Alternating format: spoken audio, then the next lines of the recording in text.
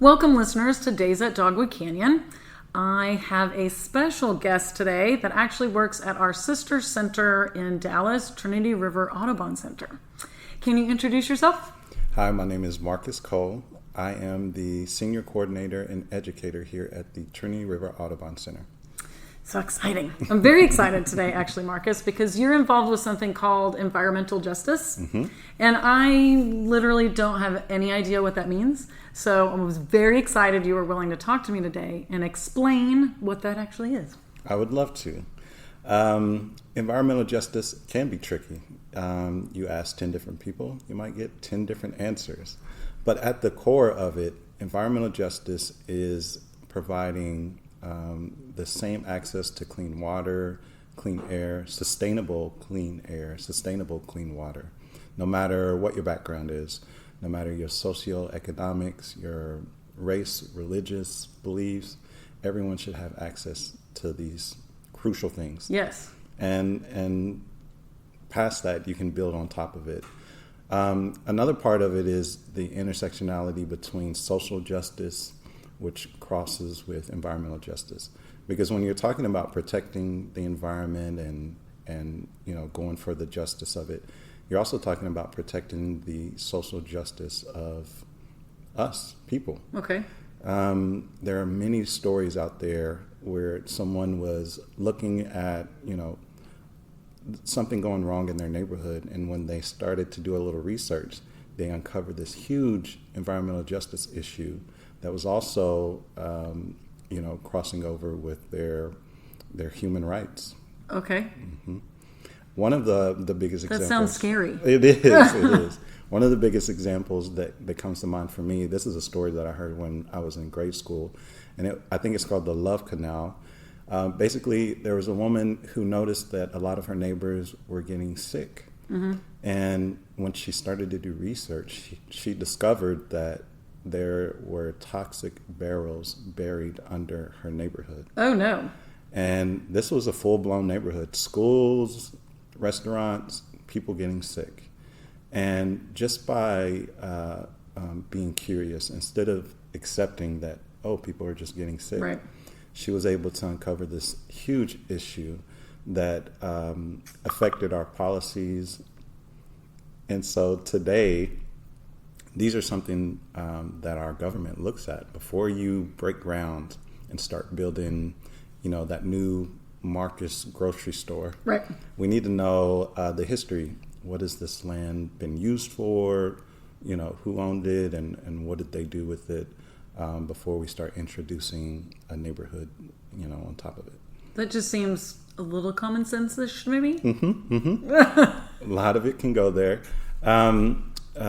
Environmental justice has this, in my opinion, it has this quality of it that could be elusive. If you look at policies that have been administered into our government, it goes back, 70s, 60s, 70s, 80s. Right. It seems like with each administration, they're implementing something that has to deal with environmental justice. A big one was with Bill Clinton, and basically what he did is say that every branch of the government has to think about environmental justice. So if you want federal funding, then you need to look at the impact of the neighborhood, the community for your project, whatever you're doing, and look at that data. And recently, Joe Biden also did an executive order for environmental justice, a whole department, dedicated to environmental justice. Nice.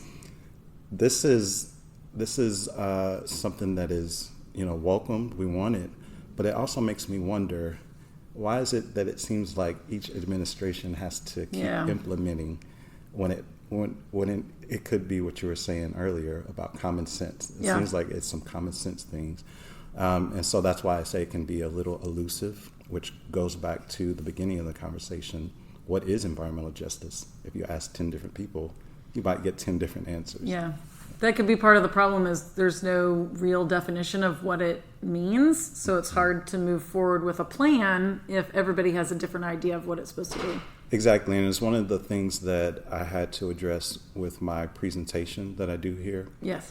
I open up with my own interpretation of environmental justice.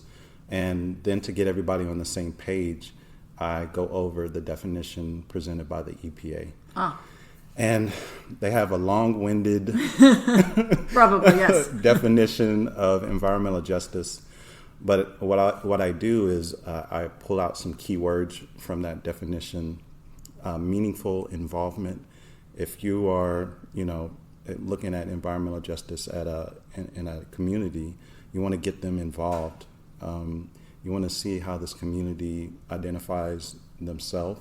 Maybe what you see as an environmental justice issue is not an issue for them. Some way it could be a monetary gain for them or something.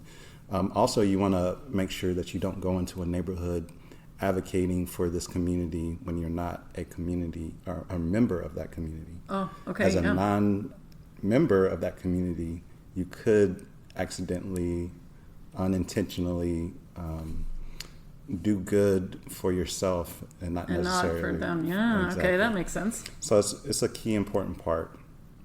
There's another part of the long-winded environmental justice, EPA environmental justice definition, but it's slipping my mind right now. That's all right.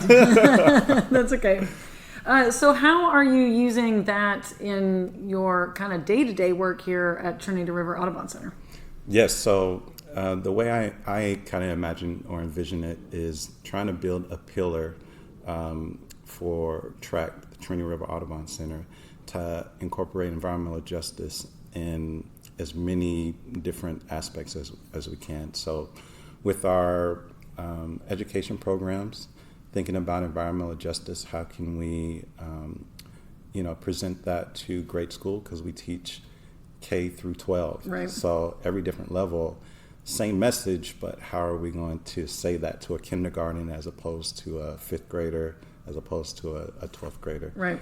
And so there's a little workshop. We come up with programs. We have meetings about it. We present to each other. We talk about it, digest, adjust. We might do a little test run, come back and reassess. There's some really great resources out there that you can piggyback off of. And that's just one of them.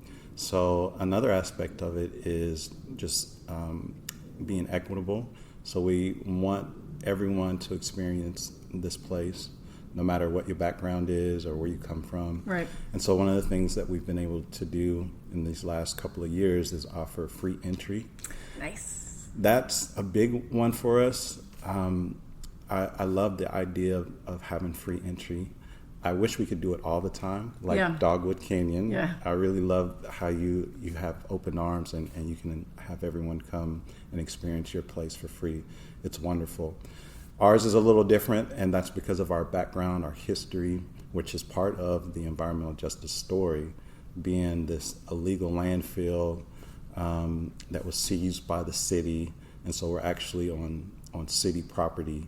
So just those nuances, those details, makes it a little tricky when it comes to entry. Yeah. Well, I mean, you guys do offer a lot of things for people here, and you're all open arms about everyone is welcome to come. So I think you're doing a decently good job. We're trying. Yeah. That it's never done. The work is never done. Yeah. And that's another thing about environmental justice. There is no, okay, we found the justice, we're done with it. Right.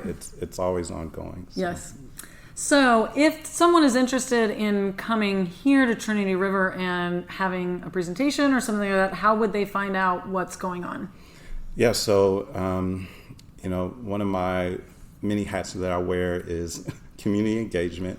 And so I'm really passionate about connecting with community members and getting people here to, see this place as a opportunity for one of the few green spaces that we have in this area, including Dogwood Canyon, just the South Dallas area. and the benefits that come with that, all these green spaces that many people are unaware of or not tapping into or, overlooking. And so as a community engagement person, I'm always looking to make connections, networking, bringing people in. And one of the things that I offer during those conversations is the environmental justice presentation that I can present to your groups or bring out there. We have programs that kind of go over environmental justice, woven into it, but we also make it mesh with whatever your curriculum is at that time. Awesome. Well, I will definitely put contact information for Trinity River and yourself in our show notes. Perfect. So people can get in touch with you. And I just want to say thank you for speaking with me today, Marcus. And I hope that you guys get a little more interest through this podcast at Trinity River. Awesome. Thank you so much for having me.